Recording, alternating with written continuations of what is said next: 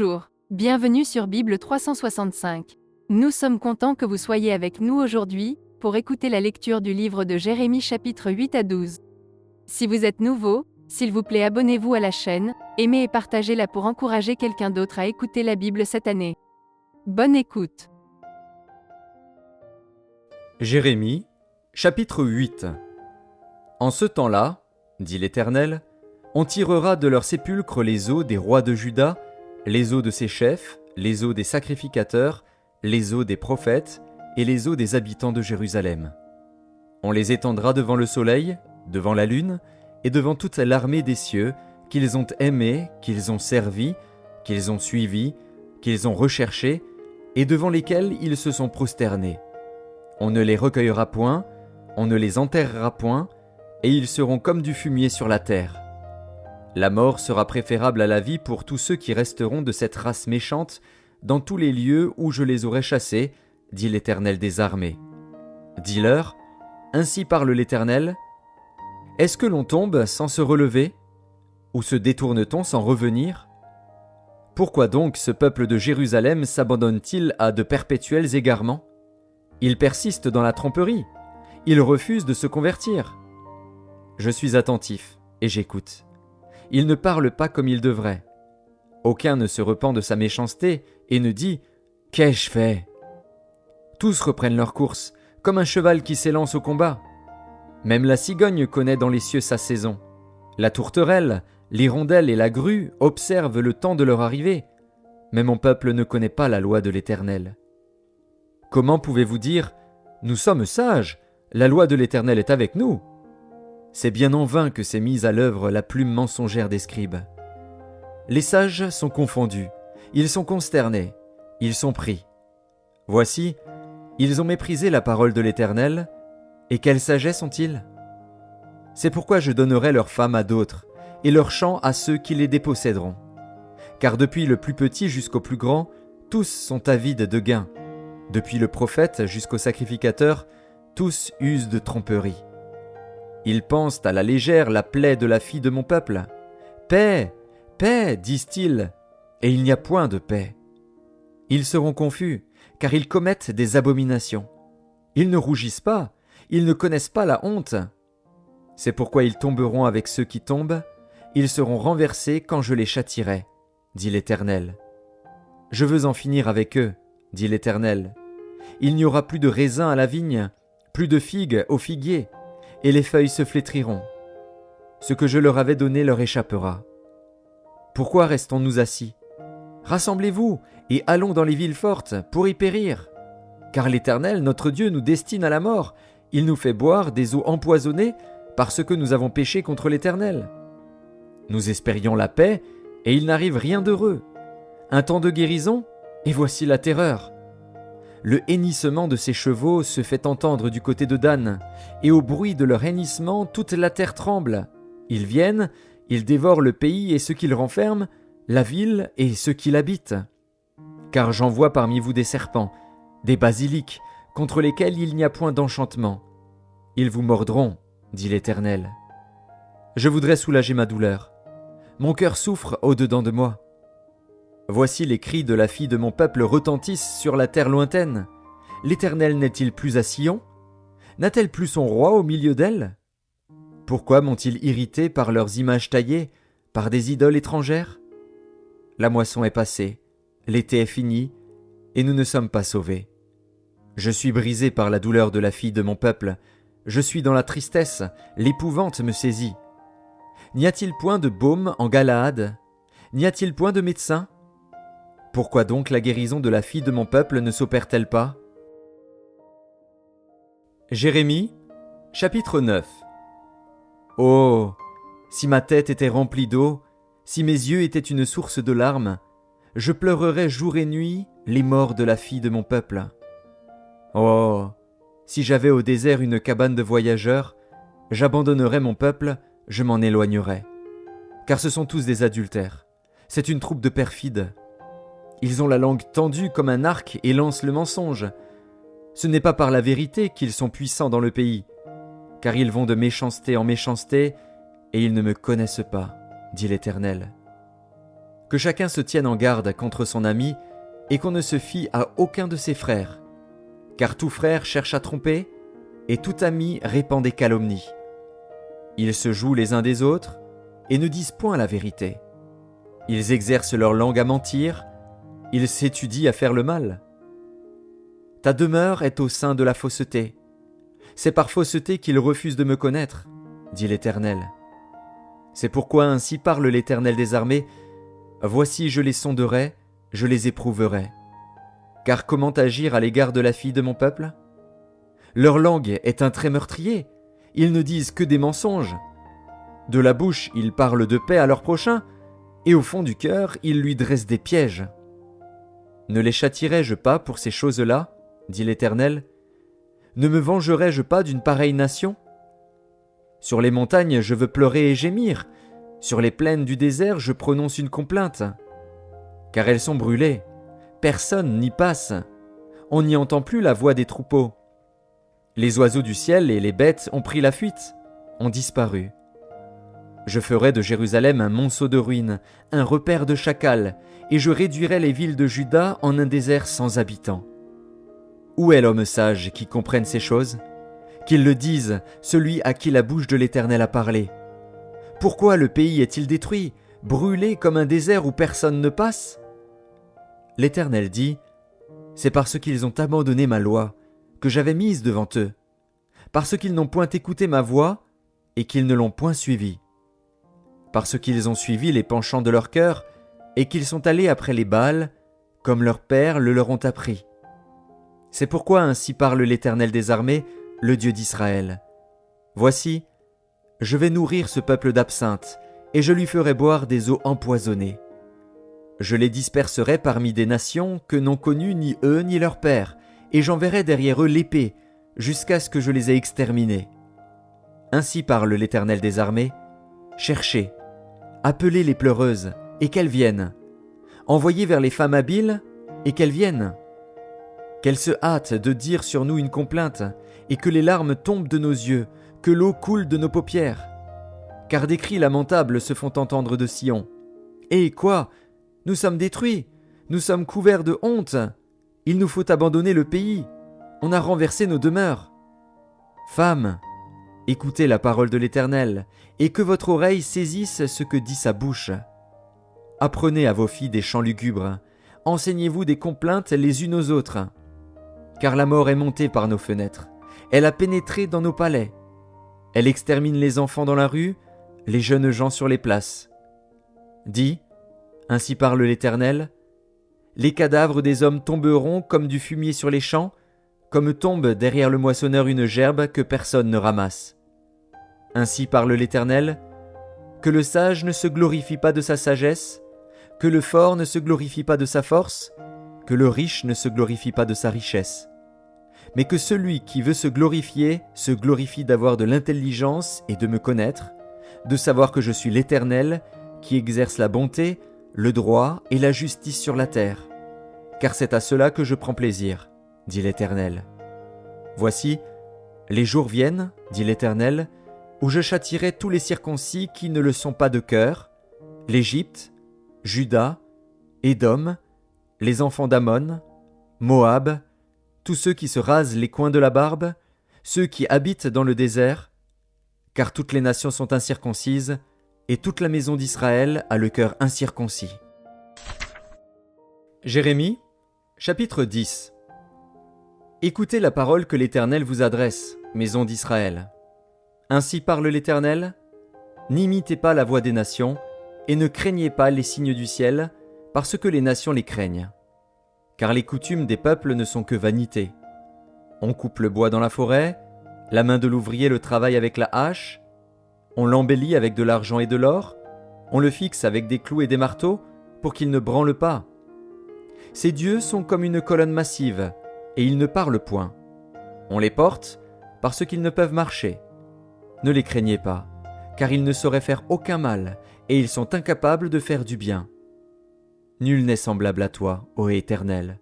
Tu es grand, et ton nom est grand par ta puissance. Qui ne te craindrait, roi des nations ? C'est à toi que la crainte est due, car Parmi tous les sages des nations et dans tout leur royaume, nul n'est semblable à toi. Tous ensemble, ils sont stupides et insensés. Leur science n'est que vanité, c'est du bois. On apporte de Tarsis des lames d'argent et d'Uphaz de l'or. L'ouvrier et la main de l'orfèvre les mettent en œuvre. Les vêtements de ces dieux sont d'étoffes teintes en bleu et en pourpre, tous sont l'ouvrage d'habiles artisans. Mais l'Éternel est Dieu en vérité, il est un Dieu vivant et un roi éternel. La terre tremble devant sa colère, et les nations ne supportent pas sa fureur. Vous leur parlerez ainsi. Les dieux qui n'ont point fait les cieux et la terre disparaîtront de la terre et de dessous les cieux. Il a créé la terre par sa puissance, il a fondé le monde par sa sagesse, il a étendu les cieux par son intelligence. À sa voix, les eaux mugissent dans les cieux, il fait monter les nuages des extrémités de la terre, il produit les éclairs et la pluie, il tire le vent de ses trésors. Tout homme devient stupide par sa science, tout orfèvre est honteux de son image taillée. Car ces idoles ne sont que mensonges, il n'y a point en elles de souffle. Elles sont une chose de néant, une œuvre de tromperie, elles périront quand viendra le châtiment. Celui qui est la part de Jacob n'est pas comme elle, car c'est lui qui a tout formé, et Israël est la tribu de son héritage. L'Éternel des armées est son nom. Emporte du pays ce qui t'appartient, toi qui es assise dans la détresse. Car ainsi parle l'Éternel, voici, cette fois je vais lancer au loin les habitants du pays, je vais les serrer de près, afin qu'on les atteigne. Malheur à moi, je suis brisé, ma plaie est douloureuse, mais je dis, c'est une calamité qui m'arrive, je la supporterai.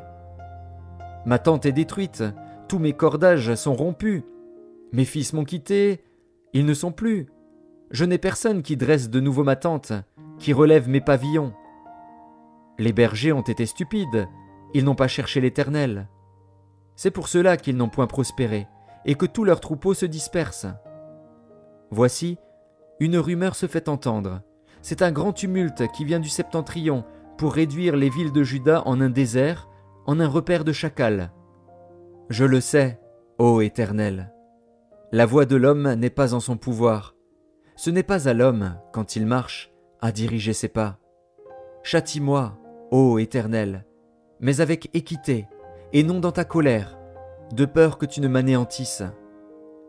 Répands ta fureur sur les nations qui ne te connaissent pas, et sur les peuples qui n'invoquent pas ton nom. Car il dévore Jacob, il le dévore, il le consume, il ravage sa demeure. Jérémie, chapitre 11. La parole qui fut adressée à Jérémie de la part de l'Éternel en ces mots. Écoutez les paroles de cette alliance, et parlez aux hommes de Juda et aux habitants de Jérusalem.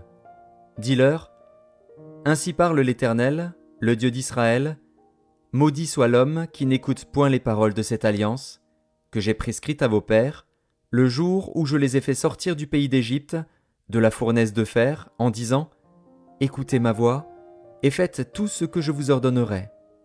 Alors vous serez mon peuple, je serai votre Dieu, et j'accomplirai le serment que j'ai fait à vos pères, de leur donner un pays où coule le lait et le miel, comme vous le voyez aujourd'hui. Et je répondis, Amen, Éternel. L'Éternel me dit, publie toutes ces paroles dans les villes de Juda et dans les rues de Jérusalem en disant, écoutez les paroles de cette alliance et mettez-les en pratique. Car j'ai averti vos pères, depuis le jour où je les ai fait monter du pays d'Égypte jusqu'à ce jour, je les ai avertis tous les matins en disant, écoutez ma voix. Mais ils n'ont pas écouté, ils n'ont pas prêté l'oreille, ils ont suivi chacun les penchants de leur mauvais cœur. Alors j'ai accompli sur eux toutes les paroles de cette alliance, que je leur avais ordonné d'observer et qu'ils n'ont point observé. L'Éternel me dit, il y a une conjuration entre les hommes de Juda et les habitants de Jérusalem. Ils sont retournés aux iniquités de leur premier père, qui ont refusé d'écouter mes paroles, et ils sont allés après d'autres dieux pour les servir. La maison d'Israël et la maison de Juda ont violé mon alliance, que j'avais faite avec leur père. C'est pourquoi ainsi parle l'Éternel, voici, je vais faire venir sur eux des malheurs dont ils ne pourront se délivrer. Ils crieront vers moi, et je ne les écouterai pas. Les villes de Juda et les habitants de Jérusalem iront invoquer les dieux auxquels ils offrent de l'encens, mais ils ne les sauveront pas au temps de leur malheur. Car tu as autant de dieux que de villes, ô Juda, et autant Jérusalem a de rues, autant vous avez dressé d'autels aux idoles, d'autels pour offrir de l'encens à Baal. Et toi, n'intercède pas en faveur de ce peuple, n'élève pour eux ni supplication ni prière, car je ne les écouterai pas quand ils m'invoqueront à cause de leur malheur. Que ferait mon bien-aimé dans ma maison? Il s'y commet une foule de crimes. La chair sacrée disparaîtra devant toi. Quand tu fais le mal, c'est alors que tu triomphes. Olivier verdoyant, remarquable par la beauté de son fruit, tel est le nom que t'avait donné l'Éternel. Au bruit d'un grand fracas, il l'embrasse par le feu, et ses rameaux sont brisés. L'Éternel des armées, qui t'a planté, appelle sur toi le malheur, à cause de la méchanceté de la maison d'Israël et de la maison de Juda, qui ont agi pour m'irriter, en offrant de l'encens à Baal. L'Éternel m'en a informé, et je l'ai su. Alors tu m'as fait voir leurs œuvres. J'étais comme un agneau familier qu'on mène à la boucherie, et j'ignorais les mauvais desseins qu'ils méditaient contre moi. Détruisons l'arbre avec son fruit, retranchons-le de la terre des vivants, et qu'on ne se souvienne plus de son nom. Mais l'Éternel des armées est un juste juge, qui sonde les reins et les cœurs. Je verrai ta vengeance s'exercer contre eux, car c'est à toi que je confie ma cause. C'est pourquoi ainsi parle l'Éternel contre les gens d'Anathoth, qui en veulent à ta vie et qui disent « Ne prophétise pas au nom de l'Éternel, ou tu mourras de notre main. » C'est pourquoi ainsi parle l'Éternel des armées. Voici, je vais les châtier. Les jeunes hommes mourront par l'épée, leurs fils et leurs filles mourront par la famine. Aucun d'eux n'échappera. Car je ferai venir le malheur sur les gens d'Anathoth, l'année où je les châtierai. Jérémie, chapitre 12. Tu es trop juste, Éternel, pour que je conteste avec toi. Je veux néanmoins t'adresser la parole sur tes jugements. Pourquoi la voie des méchants est-elle prospère? Pourquoi tous les perfides vivent-ils en paix? Tu les as plantés, ils ont pris racine, ils croissent, ils portent du fruit, tu es près de leur bouche, mais loin de leur cœur. Et toi, Éternel, tu me connais, tu me vois, tu sondes mon cœur qui est avec toi. Enlève-les comme des brebis qu'on doit égorger, et prépare-les pour le jour du carnage. Jusque à quand le pays sera-t-il dans le deuil, et l'herbe de tous les champs sera-t-elle desséchée? À cause de la méchanceté des habitants, les bêtes et les oiseaux périssent. Car ils disent, « Il ne verra pas notre fin. » Si tu cours avec des piétons et qu'ils te fatiguent, comment pourras-tu lutter avec des chevaux? Et si tu ne te crois en sûreté que dans une contrée paisible, que feras-tu sur les rives orgueilleuses du Jourdain? Car tes frères eux-mêmes et la maison de ton père te trahissent. Ils crient eux-mêmes à pleine voix derrière toi. Ne les crois pas, quand ils te diront des paroles amicales. J'ai abandonné ma maison, j'ai délaissé mon héritage, j'ai livré l'objet de mon amour aux mains de ses ennemis. Mon héritage a été pour moi comme un lion dans la forêt, il a poussé contre moi ses rugissements. C'est pourquoi je l'ai pris en haine. Mon héritage a été pour moi un oiseau de proie, une hyène. Aussi les oiseaux de proie viendront de tous côtés contre lui. Allez, rassemblez tous les animaux des champs, faites-les venir pour qu'ils le dévorent. Des bergers nombreux ravagent ma vigne, ils foulent mon champ. Ils réduisent le champ de mes délices en un désert, en une solitude. Ils le réduisent en un désert. Il est en deuil, il est désolé devant moi. Tout le pays est ravagé, car nul n'y prend garde. Sur tous les lieux élevés du désert arrivent les dévastateurs, car le glaive de l'Éternel dévore le pays d'un bout à l'autre. Il n'y a de paix pour aucun homme. Ils ont semé du froment, et ils moissonnent des épines. Ils se sont fatigués sans profit. Ayez honte de ce que vous récoltez, par suite de la colère ardente de l'Éternel. Ainsi parle l'Éternel sur tous mes méchants voisins, qui attaquent l'héritage que j'ai donné à mon peuple d'Israël. Voici, je les arracherai de leur pays, et j'arracherai la maison de Juda du milieu d'eux. Mais après que je les aurai arrachés, j'aurai de nouveau compassion d'eux, et je les ramènerai chacun dans son héritage, chacun dans son pays. Et s'ils apprennent les voies de mon peuple, s'ils jurent par mon nom en disant « L'Éternel est vivant », comme ils ont enseigné à mon peuple à jurer par Baal, alors ils jouiront du bonheur au milieu de mon peuple. Mais s'ils n'écoutent rien, je détruirai une telle nation, je la détruirai, je la ferai périr, dit l'Éternel.